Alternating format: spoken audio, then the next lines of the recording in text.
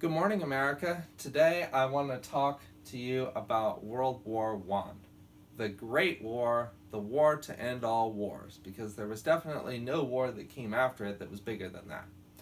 All right, so today I want to talk about, get the overview and talk about what was going on and why it happened. How and why did the world suddenly, with hardly any warning, plunge into global worldwide conflict that would end up costing such tremendous number of lives and wreak so much destruction? All right. World War I, it's important to remember, first of all, the context of it, because World War I comes at the end of one of the longest eras of peace and prosperity that Europe had ever known.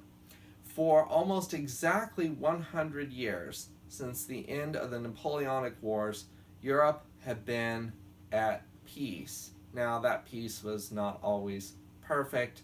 There had been revolutions, for example, plenty of them, in Europe in the 19th century. A few of them succeeded, more of them failed. There were a few quick conflicts here and there. For example, France and Prussia fought a nice little war between each other in 1871 called the Franco-Prussian War. But that only had one major battle, so it didn't. Historians kind of view that as relatively small potatoes in certain ways, though it did bring about the unification of Germany and brought about new government in France too. But if you set aside with some asterisk, if you set aside those things, the 19th century, for almost 100 years, was an era of peace and prosperity in Europe. And what enabled that to persist, really, was the system of balance of power between the different European countries in the 19th century. You have a determination by each of the European countries to not allow one country to get big enough and powerful enough that it can conquer the whole of Europe, like France did under Napoleon in the early 19th century. So whenever one country starts to get a little bit more powerful, other countries will band together in an alliance to gang up on them. And so you have, in order to maintain the balance of power throughout the 19th century and into the early 20th century, you have this system of competing, entangling alliances.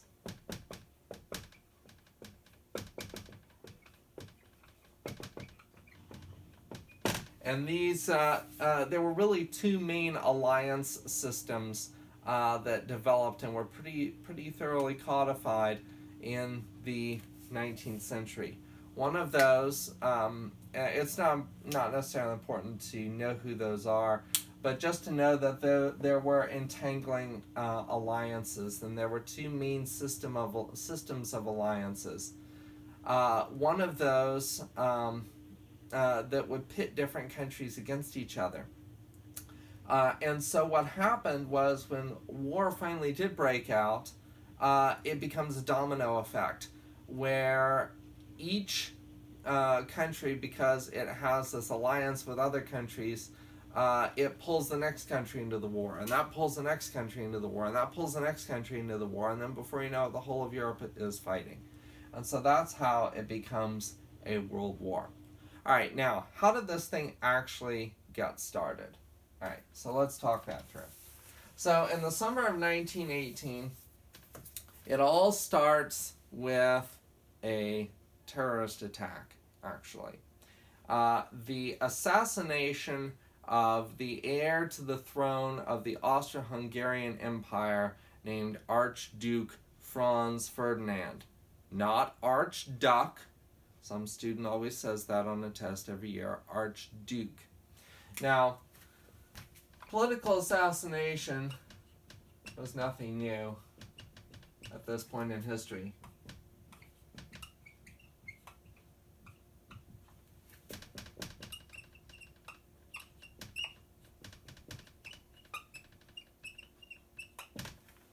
There have been lots of political assassinations. In the late 19th and early 20th centuries, People had already seen the assassination of the Tsar of Russia, the Empress of the Austro-Hungarian Empire, the King of Italy, the President of France, and the President of the United States by terrorists. So this was nothing new. But what was new this time is the effect that it had. Alright, now this assassination took place in the summer of 1914 in a city called Sarajevo, which was in the Austro-Hungarian Empire. Alright, the assassin was a pathetic individual named Gavrilo Princip. Mr. Princip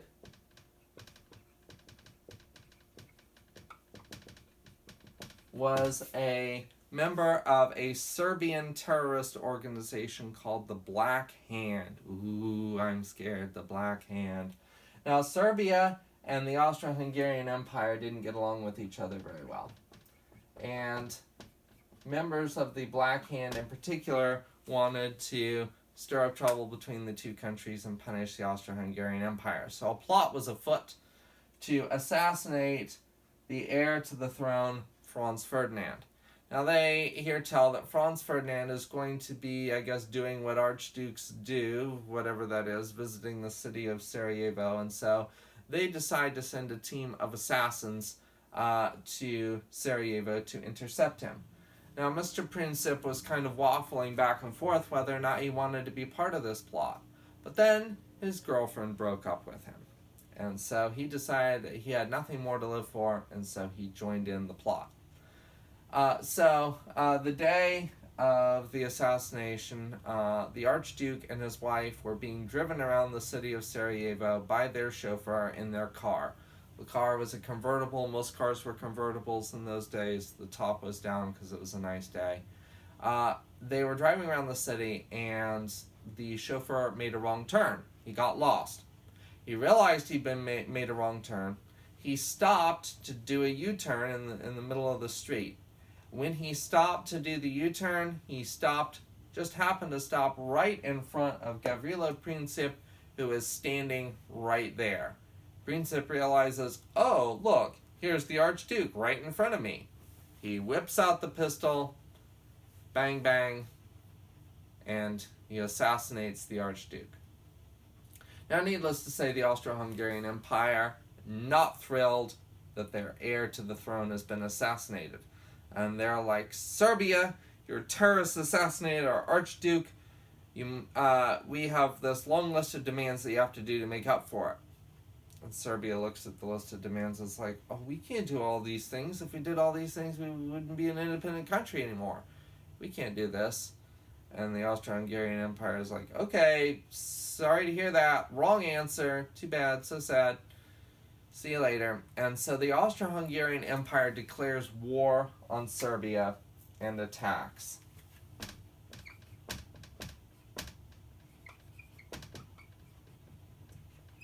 And that's where it all began, as the Austro-Hungarian Empire attacked Serbia over the assassination of Archduke Franz Ferdinand. Now, here's where it starts to get complicated. The Austro-Hungarian Empire was friends with Germany. The King of Germany was a guy named Wilhelm II. The Austro-Hungarian Empire calls up Germany and says, hey, Germany, we kind of got a problem over here. We're going to have to deal with it. Are you going to keep your promises to help us out? Germany's like, yeah, sure. I'm good. Go ahead. Do whatever you got to do. I got your back. It basically wrote a blank check to the Austro-Hungarian Empire to do whatever they want to do. Or at least that's how the Austrians interpreted it. Historians refer to this as the blank check from Germany. So the Austro-Hungarian Empire plunges into this war feeling confident that Germany has their back. Serbia, meanwhile, is friends with Russia. And so Serbia's like, Russia, we're being beat up on. And Russia's like, you really shouldn't have done that. And so the Russians start mobilizing for war. Now, mobilizing in those days means that a country begins the process of getting ready for war, which did not happen overnight. These countries have big armies, but only on paper.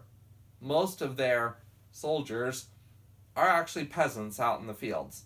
And so when Russia starts to mobilize for war, that means calling up all the peasants, calling them in from the villages to the cities, throwing a uniform on them, and sticking a gun into their hands, and then transporting them out to the battlefield. All that takes time, especially for a big country like Russia that is still very backwards and pre-industrial in 1914. Estimates at the time were that it would take a couple of months for Russia to mobilize. Nonetheless, Russia had started mobilizing. Now, that makes Germany really scared because Germany is sandwiched in between Russia and France on the map, and Russia and France are friends with each other. They're allies. So if Russia goes to war, then there's a chance that France might go to war too, and Germany is sandwiched in between them, and that's really bad. Fortunately for Germany, though, unfortunately for world peace, they have a plan for this. Now, Germans, they love to have a plan for everything. Germans don't do anything without a plan first. But Germany has a plan for how they're going to fight Russia and France at the same time. This plan is called the Schlieffen Plan because it was invented originally by a guy named Schlieffen. So the Schlieffen Plan is how they're going to fight Russia and France at the same time. Now, the Schlieffen Plan is really very simple. Step 1 of the Schlieffen Plan: beat France.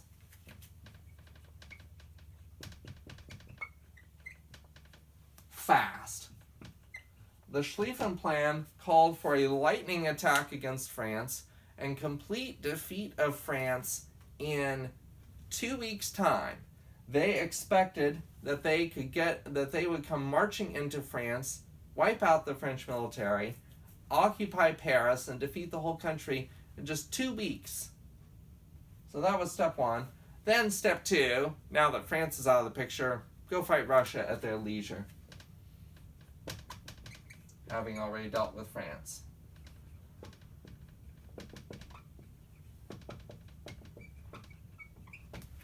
And what made Germany think that they could beat France so quickly? Well, they'd done it before in the Franco-Prussian War. In a single battle, the Battle of Sedan in 1871, Prussian forces had completely mopped the floor with France and captured their king into the bargain. So they figured they were ready to fight the last war over again. They figured if we could do it once, we can do it again. The Schlieffen Plan is incredibly detailed, though, right down to the timetables for the trains that are going to transport the troops to the front lines. All right, King Wilhelm and his military leaders, they implement the Schlieffen Plan. That means they need to go attack France. To get to France, though, they have to go through Belgium.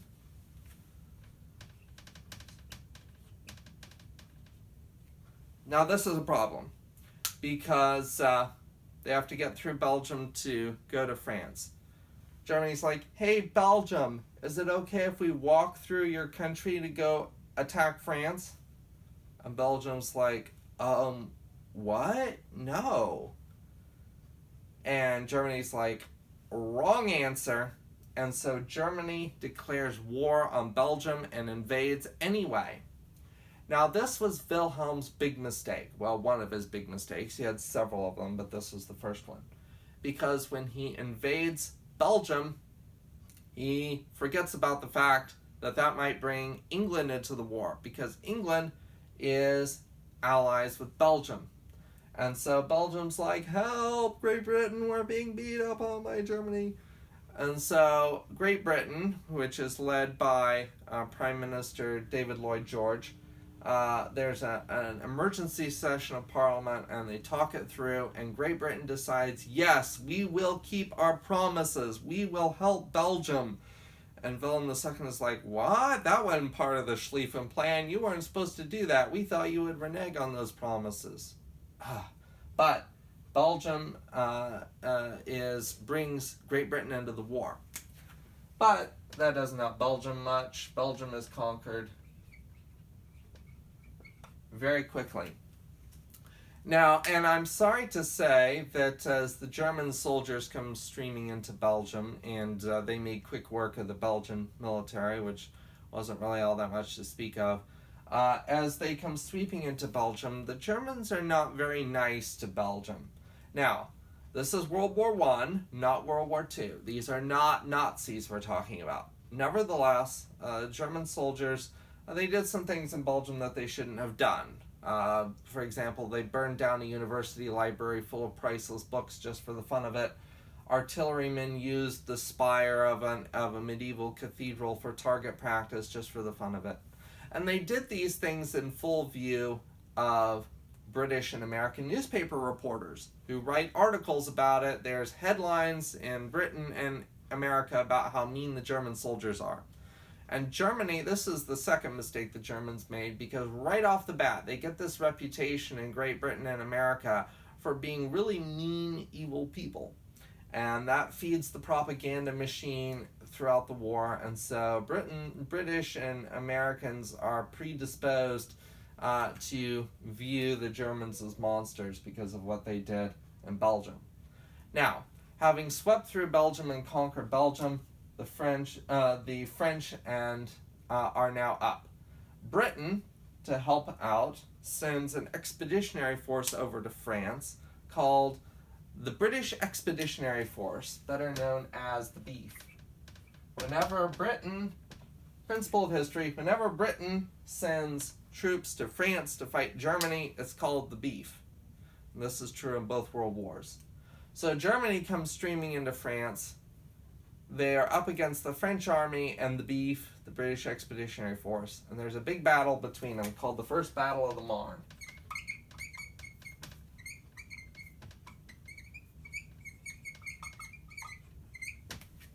And this does not go according to the Schlieffen Plan. This is where the Schlieffen Plan comes screeching to a halt.